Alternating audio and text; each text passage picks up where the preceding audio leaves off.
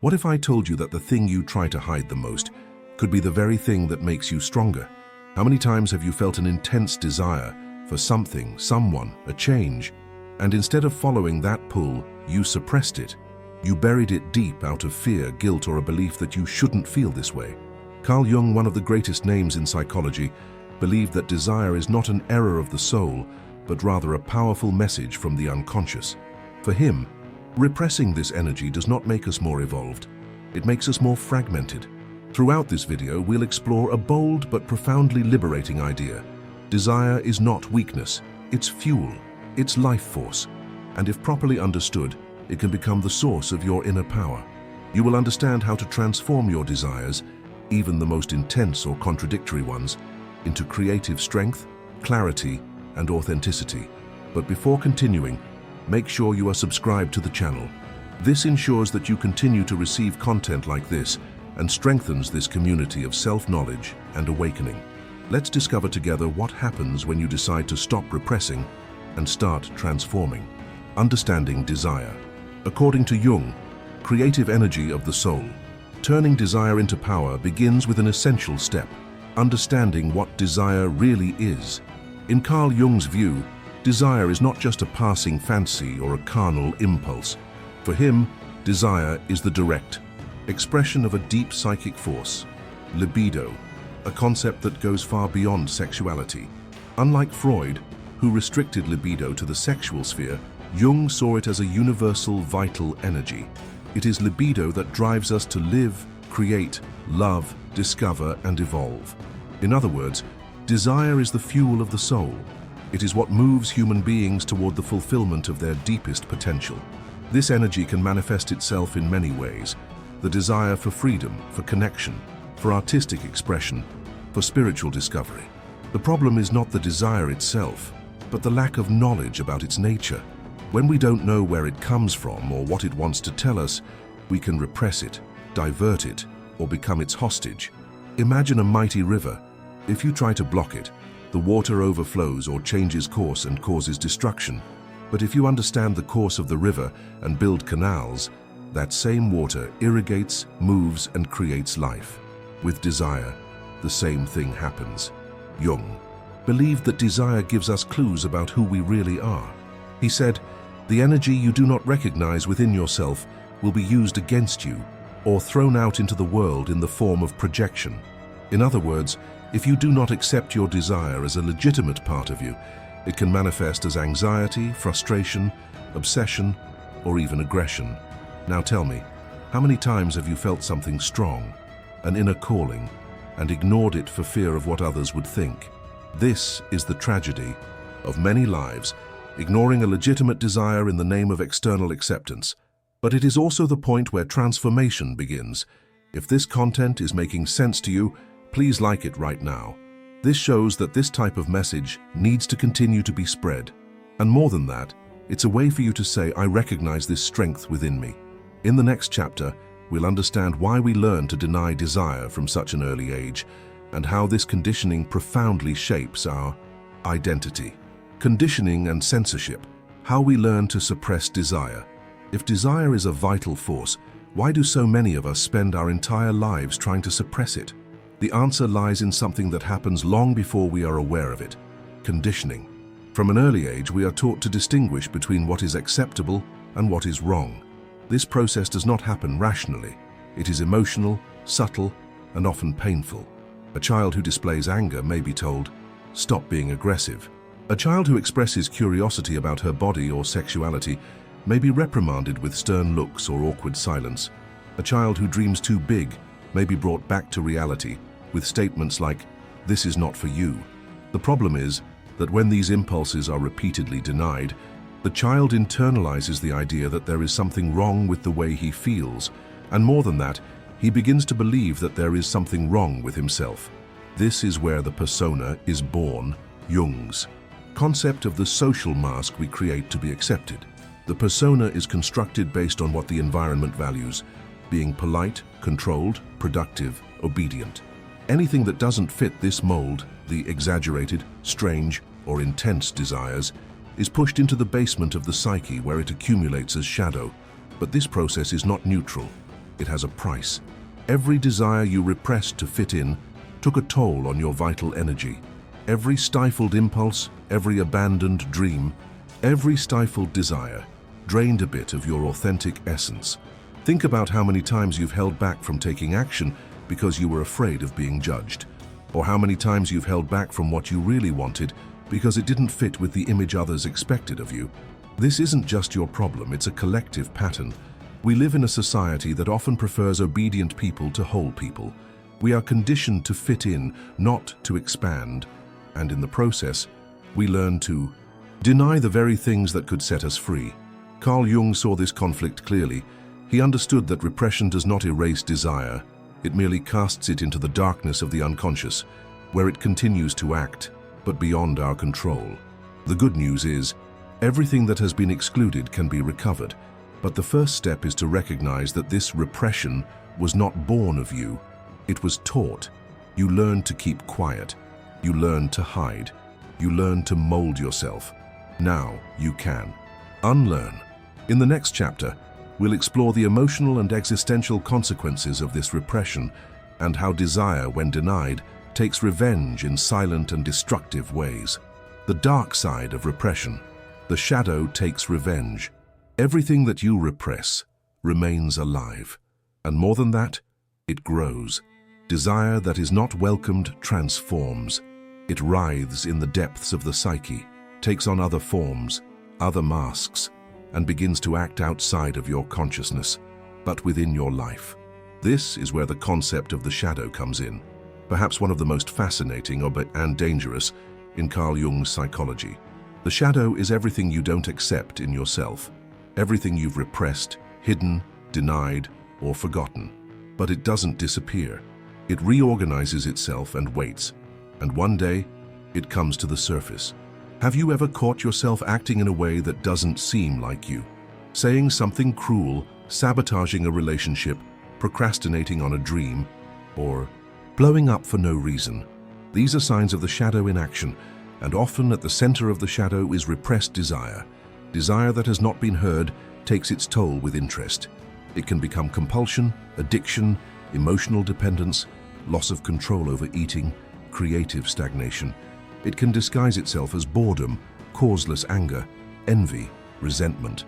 A common example, someone who has repressed their desire for freedom and to create something of their own for years and now feels constantly irritated without knowing why.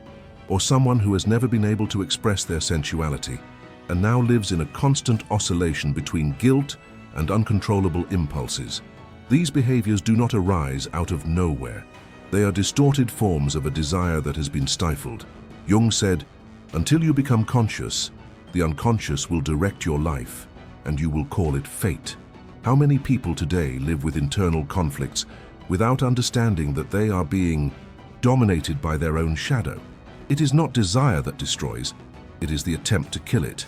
At this point, I want to make you a sincere invitation. Share in the comments if you've ever felt like you were sabotaging yourself, even without knowing why. If you've ever found yourself wanting something intensely and instead of following through, you've walked away out of fear.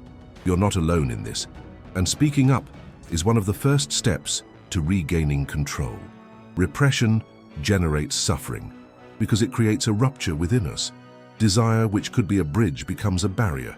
Instead of moving us towards life, it pushes us towards pain. But here comes the good news. The shadow is not an enemy. It is, in fact, an opportunity, a map of what still needs to be integrated, recognized, healed. Everything that is in the shadows just wants to be seen, and desire, when looked at with awareness, stops attacking from behind and starts guiding from the front. In the next chapter, we'll explore how to take that first step toward healing by recognizing desire as a legitimate part of who you are and making room for a new relationship with yourself. The turning point, recognizing desire as part of yourself. True transformation begins when you stop running from yourself. So far, we've seen how desire, when repressed, becomes a shadow.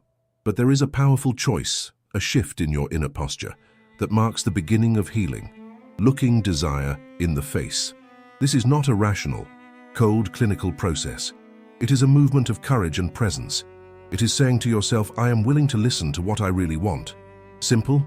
Not always, because this desire, long ignored, can emerge with force, with discomfort, even with pain, but also with profound revelations. Carl Jung saw desire as the messenger of the soul. Denying it is like ignoring intuition, instinct, the inner call that says, hey, this life you're living is not complete. The turning point comes when you let go of moral judgment and start investigating with curiosity. It's no longer right or wrong, it's, where is this coming from? What is it trying to tell me? What haven't I accepted about myself yet? This approach changes everything. You don't fight desire, you dialogue with it. You embrace it as a legitimate part of your being, not as a flaw to be corrected. This is the moment when the energy that was previously blocked begins to circulate. You feel more vitality, more clarity, more drive. Why? Because you have stopped dividing energy between what you want and what you think you should want. This internal division consumes strength. Integration liberates. Many people spend their lives trying to kill their impulses in the name of an idealized image. Someone pure, controlled, enlightened. But Jung warned, true light comes not from denying darkness, but from integrating it. You become whole only when you embrace what has been excluded. And here's an important point. Desire is not an obstacle to self-knowledge. It is the path itself. It is the impulse that drives you to seek, to grow, to expand. It is what points out the areas of your life that are stifled, anesthetized, frozen. To deny it is to go around in circles. To acknowledge it is to escape the labyrinth. This internal shift marks the beginning of a new relationship with yourself, a relationship where desire no longer needs to be hidden, where you can feel what you feel, want what you want, and from there, choose consciously. In the next chapter, we will dive into the most powerful step of this journey, how to transform this recognized desire into creative action, direction, and personal power. Because wishing is not enough. The real power is in channeling, transmutation, transforming desire into personal power. To desire is human, but channeling desire consciously is what differentiates those who live with purpose from those who live in conflict. Now that you have begun to recognize your desires as a legitimate part of yourself, an inevitable question arises. What do I do with this energy? Carl Jung knew that simply noticing desire is not enough. Transformation happens when this energy, once repressed or misunderstood, is redirected into something constructive. This is the process Jung called psychic transmutation, converting raw impulses into conscious action, creativity, love, courage, expression. And here's a powerful truth. Every great human creation began with a desire, an intense urge that bothered, that would not be silenced, that moved someone to act. Music, books, revolutions, works of art, life changes. Everything begins with desire. The difference is that some people act on it, others just fear it. Turning desire into personal power requires some clear moves. 1. Clarity. You need to name what you want. Poorly formulated desire becomes fantasy. Clear desire becomes direction. Ask yourself, what do I really want? What is the essence behind it? Freedom, connection, autonomy, creation? 2. Structure. Desire without action becomes frustration. Channeling is putting it into practice. It is using energy to move life. Want freedom? Start planning how to achieve it. Want to express something? Start creating, even if it still seems imperfect. 3. Purpose. When desire is aligned with something greater than the ego, it gains depth. You stop just satisfying desires and start building something that transforms the world around you. As Jung said, the encounter with the self is the central point of the journey of individuation. At this point in the video, if you feel like these ideas are sparking something inside you, please like it right now, not only to support the channel, but as a clear sign that you are committed to this internal change. Sometimes a click is the first symbolic act of a new path. Back to practice. Transforming desire doesn't mean suppressing it with rules or willpower. It means understanding the direction it's pointing and walking. With it, anger can turn into courage. The desire to control can turn into leadership. Neediness can turn into empathy. Passion can turn into creation. It all depends on how you choose to use this energy. Think about Jung. He himself experienced a profound crisis after breaking with Freud. Chaotic dreams, visions, intense feelings, everything exploded inside him. But instead of keeping quiet, he channeled this psychic storm into creative production. He drew, wrote, reflected, and created much of his work precisely from this chaos. He transformed his desire for truth, freedom, and meaning into a legacy that spans generations. You can do it too. You don't have to write books or change the world, but you can change your life. Desire is the engine, consciousness is the rudder, and action is the boat that takes you where you've always wanted to be. You just haven't had the courage to admit it yet. In the next chapter, we will see what happens when this energy is finally integrated, how authenticity is born from the acceptance of desire and becomes your new way of living. Authenticity, the result of integrating desire. Once you acknowledge the desire, embrace the shadow, and channel that energy, something starts to shift. You begin to feel a different kind of strength, a stability that doesn't depend on the approval of others. That's where authenticity comes in. Authenticity is not doing whatever comes to mind. It is living in alignment with what really matters to you. It is acting based on what you truly feel and not what they expect you to feel. It is when your decisions, your words, and your gestures stop being performances and become extensions of who you are. Most people spend their lives trying to please, following invisible rules, maintaining a controlled image, and deep down they feel exhausted. Why? Because they are always acting, always filtering, pruning, diminishing themselves. But when you integrate desire, the mask falls away. You no longer have to pretend. You allow yourself to be whole, and that is liberating. You realize that the desire wasn't something dangerous. It was just a forgotten part of you, wanting to be heard. And when you hear it, it turns into clarity, into direction, into peace. This is the real power. Live as if you have nothing left to hide. Speak truthfully, choose consciously, love without losing yourself. There is no greater strength than being who you are, completely. Now tell me, what part of you are you still afraid to show? What desire have you been keeping locked away, afraid the world won't accept it? Write in the comments, or at least think about it honestly, because only when you face this question with courage can authenticity truly emerge. And if you still think you need to be perfect to be accepted, maybe what you really need is to accept yourself first. The others will come later, or not, but you will be whole, and that is enough. In the next and final chapter, we will end this journey with a final reflection and an invitation for you to never again live divided between what you feel and what you show the world. What desire will you fuel? You've come this far because, on some level, something inside you wants more truth, more direction, more freedom to feel what you feel, without guilt, without censorship.